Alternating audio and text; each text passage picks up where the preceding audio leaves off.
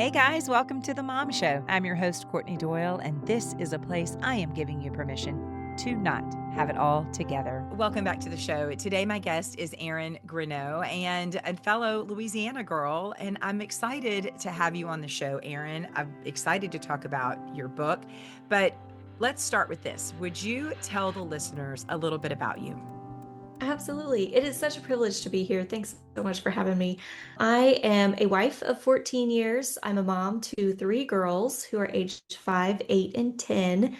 And they are wild girls. They're not like people tell you, have girls. It'll be totally calm and peaceful in your home. And you just have this idea about girl moms. And that is not my reality at all. They are just wildly energetic.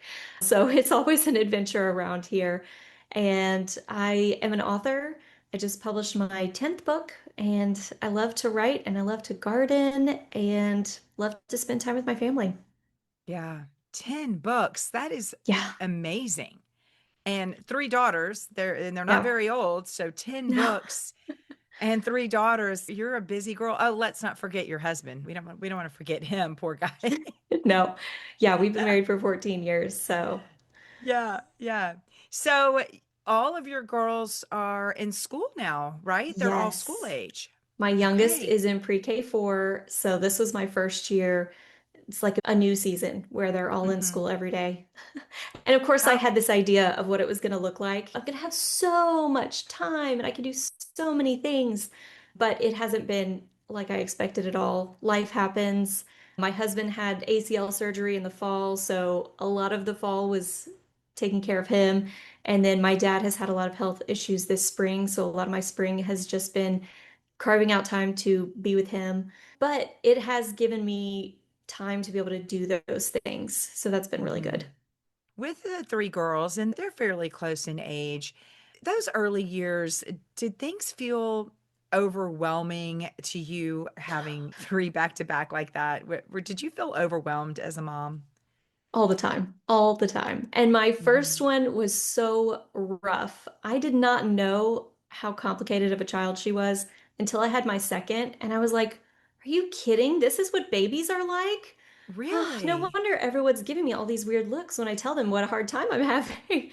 But she had colic and Mm. didn't sleep. She just was cry. She cried all the time. It was Oh. so rough. And she's also very creative and headstrong and persistent. She would have tantrums twice a day from the time she was 18 months old to 3.5. Her toddler years were just really grueling. Yeah. And then my third was born during COVID. So we had a very complicated early year thing Hmm. going. Hmm. So you said that it was overwhelming. What did it practically look like when to start noticing God in some of these chaotic, this isn't what I envisioned moments? Did you see Yeah. him showing up alongside you when you were feeling this overwhelm? So I find that for me, the only time I can really see God at work and recognize where he is in the quiet moments. And in Mm. those early toddler years, there are no quiet moments. Mhm. And so for a long time, I felt like there was a disconnect between being a mom and being a follower of Christ. I just couldn't Mm. see how those two could fit together. And if they were mutually exclusive, then how can I be a godly mother if I can't Mm. have this relationship with him? And so it was really a big struggle until I started finding this quiet time in the middle of the night. So my daughter would wake up and I would get up to feed her. And as I was feeding her, instead of scrolling on my phone or whatever, I would just sit in the silence and kind of review my day in my mind. And that's when God started to show me times throughout my day when He had shown up. Maybe it Mm. was like a time when we went to the park and we were feeding the ducks. One day there was a duck that I kept throwing bread at it and it just wouldn't eat the bread and it was ignoring it. And I could tell it was hungry and it didn't make any sense. And then the duck turned and I realized he only had one eye. And I thought, well, he can't see the bread right there. And God said, that's like me in your life. I'm throwing all this wisdom at you, but you can't see it right now. I need you to turn. I need you to shift and look at me. And so it was tiny moments like that where every Mm-hmm. day he'd show me another thing.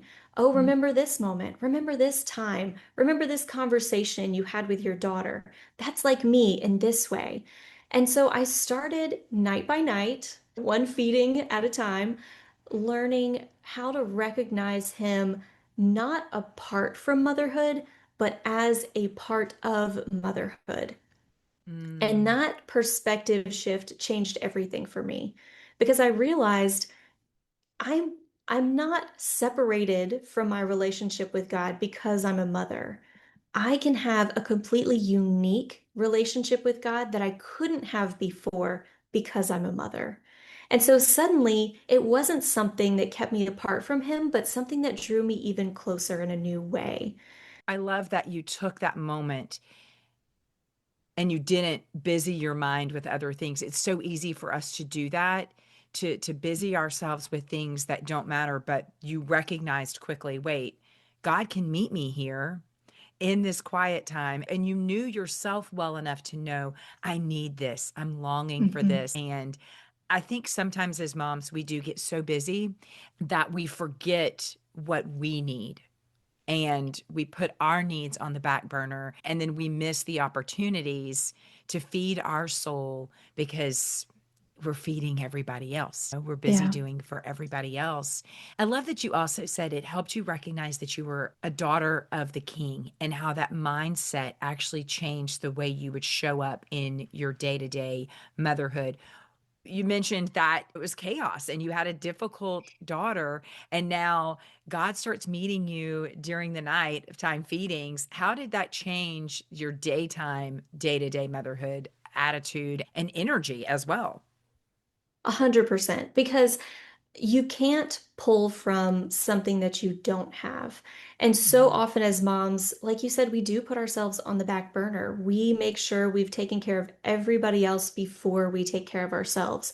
But when we do that, we can't take care of everybody else in the way that they really need to be cared for because we have to have that strong relationship with Christ in order to respond well to our kids.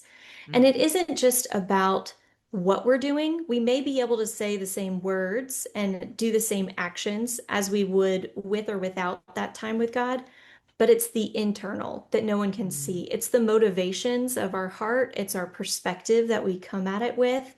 And so often you can't tell on the outside, oh, this mom is having a rough day because she has not had her right. Bible time.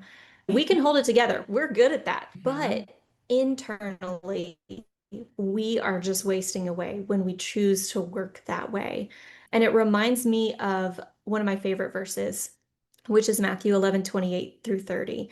And it talks about how when we're weary and burdened, we can go to God because his yoke is easy and his burden is light. And this morning, my daughter was just having a hard time getting out of bed. She's 5. And she was like, it's the end of the year. She's done. Mhm. We've I got get two it. and a half weeks left of her preschool. And so I'm carrying her out of bed to the table for breakfast. And her arms and legs are like flopped in every direction. She is not helping me at all. I'm carrying her in the most awkward way possible. And she was so heavy, right? Because this is Yeah. not the way a child is meant to be carried. Right. Meanwhile, if I pick her up and put her on my hip and she wraps her arms and legs around me, it's like nothing. We could go run down the street. And that is the difference that it makes between when we go at this in God's power or when we go at it in our own power. We can Mm. still do the job. We can still get the kid to the kitchen table. But gosh, it makes such a big difference in how light our burden is when we can carry things correctly because we're carrying them in his power. Wow. I love that analogy. And I just imagine that he probably is sometimes, girl, you're dead weight. Yes. Need you to work with me a little bit. Just help me out. Can you jump a Just, little? Hold yeah. on. Let's do this. Right. Yes. Can you hold a little bit of the responsibility here? That's so precious to envision us in his arms sometimes just completely dead weight. I just don't want to. And him dragging us, saying, come on, I've got you. Did you feel and do you feel the pressure in motherhood to get it all right, to do it all perfect? Oh, yeah. Don't we all? Because we have Hmm. to have them in all the activities and we have to feed them healthy foods and we have to make sure there's an unlimited list of things. And I think with social media now, it's even worse. We see all Mm. these moms who are great at everything, it seems like, and we have Yeah. so much pressure to make it all perfect. But we forget that we're not the only one that's in charge of this child, right? Mm. We are co-laborers with Christ. He is drawing them to himself even more than we are. He loves Hmm. them even more than we do. So if we're feeling that pressure, it's like carrying our child the wrong way. It's because we're holding a weight that we weren't meant to hold. And we're taking on responsibilities that we aren't meant to carry. If we can keep in mind a good perspective that we're doing this with Christ, then it's really going to take the burden off, right? We can just Yeah. enjoy spending time with our kids, building a relationship with them, introducing them to who God is. And I think one thing that is a big game changer between kids who end up following the Lord and kids who don't end up following the Lord are parents who actually live out there. They're going to see if you're going to church and doing one thing. They'll notice if you're reading your Bible in the morning. They know what your priorities are. Mm. And if you aren't showing that this is a priority for you, it's not going to be a priority for them Right. either. Hmm. Hmm. And eventually it's they're going to be on their own 2 feet. This Yes. isn't, you're not going to be able to carry them. You're not going to be able to physically pick them up anymore and carry them, Yeah, like you said, to the kitchen table, but in this case, carry them to church, carry them to the exactly. feet of Jesus. It's going to be on them to know what they need. It's Yeah. interesting listening to you talk about social media and all the pressure that moms put on themselves.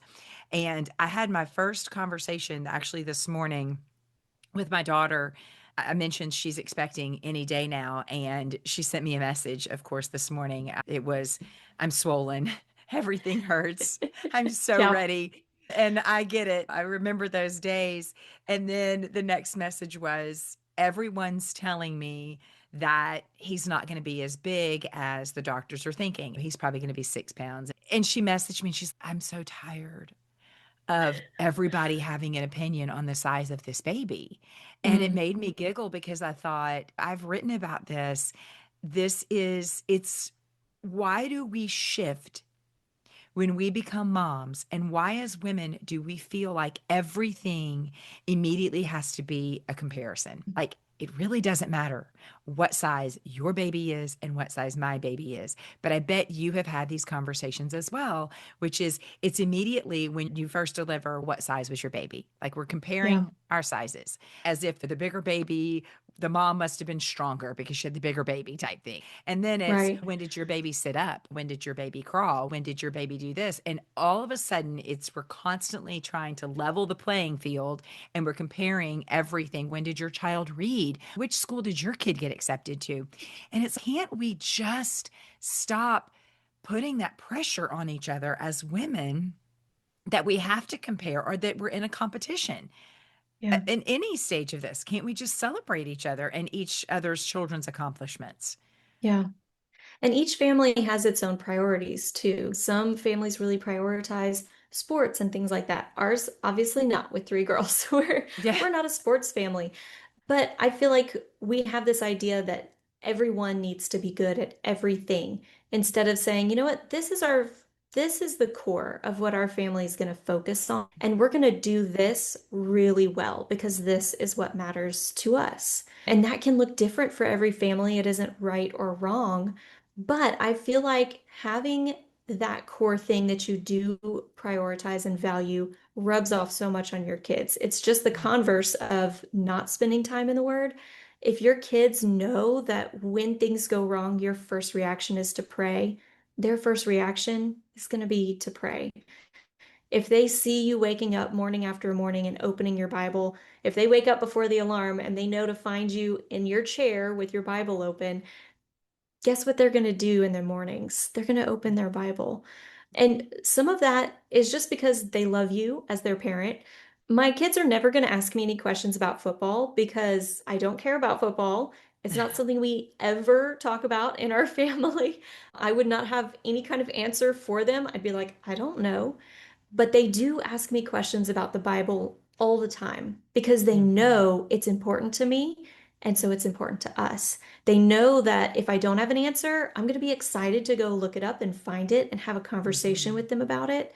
So, whatever it is that your family really values and holds close, it's going to rub off on your kids and they're going to be excited Mm-hmm. to take part in that.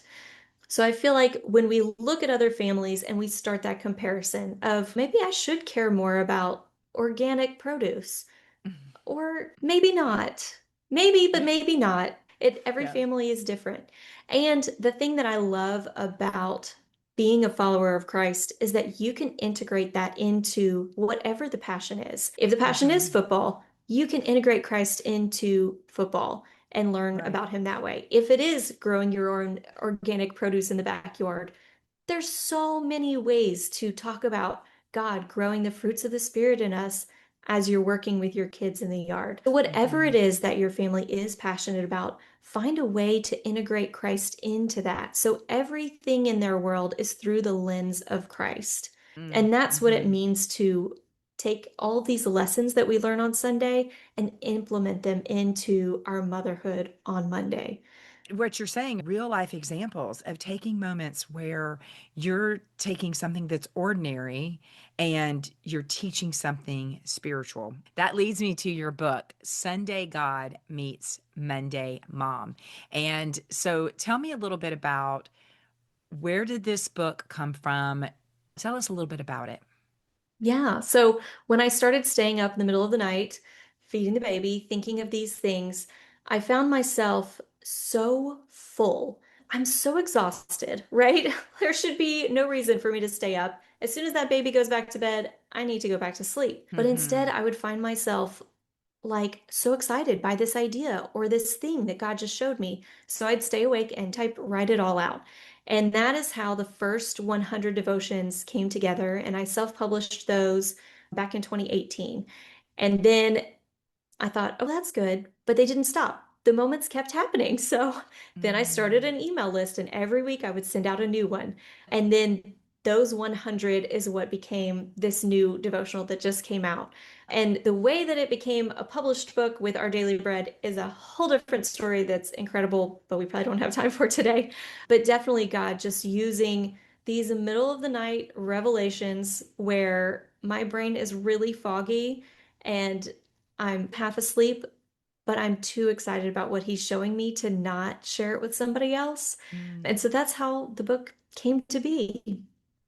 Do you have, and this is going to be a hard question, do you have a devotion of this latest 100 that really stands out to you? That you're like, this one, I'm sure there's plenty, but is there There one that are stands out? There's one that I was just thinking about this morning because I'm in South Louisiana, and even though it's the end of April, our girls are swimming every day right now because Hmm. it is pool time. And so they were swimming in the pool yesterday, and I remembered this devotion that I had written. It was when my oldest, my strong-willed one, had just finished 1 year of swimming lessons. She was probably 4. She had done swimming lessons the year before, and she was going back into swimming lessons again. And she said, "But mom, I don't need to go to swimming lessons because I already know everything there is to know about swimming. I know how to swim." And I just thought that is hilarious because there are Olympic swimmers who spend hours and hours a day. They've done this their whole lives and they are Yeah. still learning new techniques of how to swim. And I could not convince her that she did not need to learn more swimming as a 4-year-old. So I brought her to her swim I love lesson her and confidence. oh, I think so I much love her. confidence. So much. I brought her to the swim lesson, and her swimming teacher said, "Okay, how about you show me why you don't need to be here? Like, prove it." So she does her very best, which for a 4-year-old is impressive. She can do the freestyle, she's doing all the stuff, knows her breathing, can hold her breath. And then her teacher said, "Let me show you something else." And she flipped her over and they started learning backstroke and different techniques, different things. And at the end of the lesson, I said, "So, Maya, do you think you don't need to be here anymore?" And she said, "I can't wait to come back next week. I can't wait to see what I'm going to learn next." And I thought, that is the attitude that we need to have with Christ.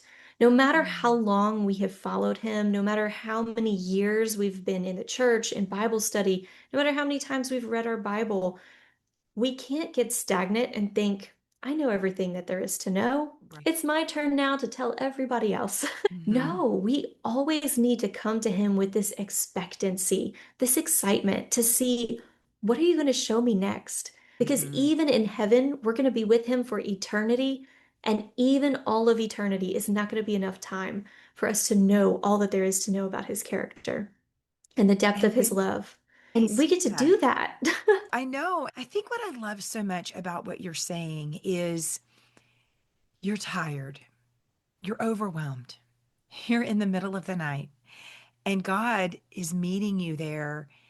And like your daughter being a wet noodle this morning, you weren't. You were expectant. You were willing to receive that message in the middle of the night and then take the time to write it down. If you had just gone, oh, okay, thanks God for reminding me that analogy of the duck. Oh, that's really powerful. But if you'd have just kept it for yourself and had not taken the time to notate it, Yeah. then all of these moments that not only are you sharing with everyone by these published books, but let's say you weren't a published author, these are moments that you can share with those little girls Yeah. in a journal that they will read one day and say, wow, when mom was really tired, when I was quite the stinker and mom was overwhelmed with my crazy, she was still very much participatory in listening to what God was revealing to her. And so I want a listener to hear that. For the mom who's listening, Erin, who's saying, wow, good for you that God meets you in the middle of the night because he's not talking to me. I feel really Mm, disconnected right now yeah. because she's so busy, because she's so fatigued, because she's so overwhelmed.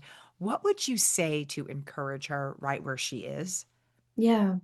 First of all, we know this to be true, and yet we still doubt it sometimes. But God is with us no matter what. And so if he feels distant, then it probably isn't that he hasn't invited us into his presence, but maybe we haven't invited him into ours. Mm, And we're so busy doing what we want to do or have to do or feel like we need to do. And we're like Martha, who's very busy and has neglected the one most important thing. And he's mhm, calling us to just take a minute. And it doesn't have to be an hour, it doesn't have to be half an hour, just a minute. And I feel like every time when I wake up in the middle of the night, now my girls are not feeding anymore, so they sleep. But he does still wake me up, usually right at 4 a.m. And mm, some nights I just roll over and go back to sleep. And you know mhm, what? I do not hear from the Lord on those nights. But on the ones where I say, okay, you know what? I'm going to get up. I'm going to listen. I'm going to just be present. He never fails to show up. Never. mm, And I just want to encourage you to show up, to give him some space to be with mhm. you. And it doesn't have to be like a groundbreaking revelation every time. Right. Sometimes it's just saying, I'm really glad that you're here with me. I'm glad that you have a plan for this day. I'm glad that you see when my child is dumping the full bag of animal crackers all over the floor and crunching them into the tile grout. I'm glad that I'm not alone in that moment, and that not Mhm, only do you see me, but you want to use that to show me something about your character. And it's mhm, like being a detective. You're not going to be able to find the clues if you aren't looking for the clues, but they're right. really not hiding. He wants us to find him. As Mm. soon as we open up the door a little bit, he's going to jump right in. That's such great advice and such a great reminder because, like you said, we can get so busy and we can miss it. But he's not too busy for us. Mm, And when we are longing for that connection, if we feel like we're disconnected, we can ask too. We can be real honest and say, you know what, God, I just don't feel like I'm close to you right now. I feel like you're not close to me. There's a disconnect. It's not like this is going to take him by surprise. And it's funny that you're saying 4 a.m. He meets me at 4 a.m. Not all the time, but yeah. that is the time. And so when I get into it, and it comes like in chunks Yep. where he's waking me up 4 a.m. And so when he's Yeah. doing that, I'll tell my husband, I'll be like, it was 4 a.m. And so then he'll start asking, so what did God say at 4 a.m.?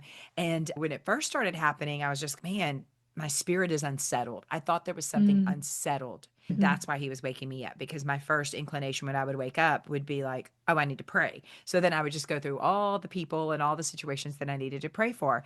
And then I started realizing, no, it's not that my spirit's unsettled. It may just be this is when he can finally get me quiet enough to listen. Yeah. Yeah. And then I was like, I should probably start finding other quiet times because I'm not really a 4 a.m. kind of girl. Maybe I should start fixing some margin in the middle of the day. But it's now become really sweet, precious time. And Yes. I look Yeah. forward to it. And then I miss it when he's quiet in the middle of the night and I wake up and I'm like, oh, we didn't meet at 4. I'm like, shoot, I'm ready to go back to that season Yeah. because he's so tender and it's so sweet. And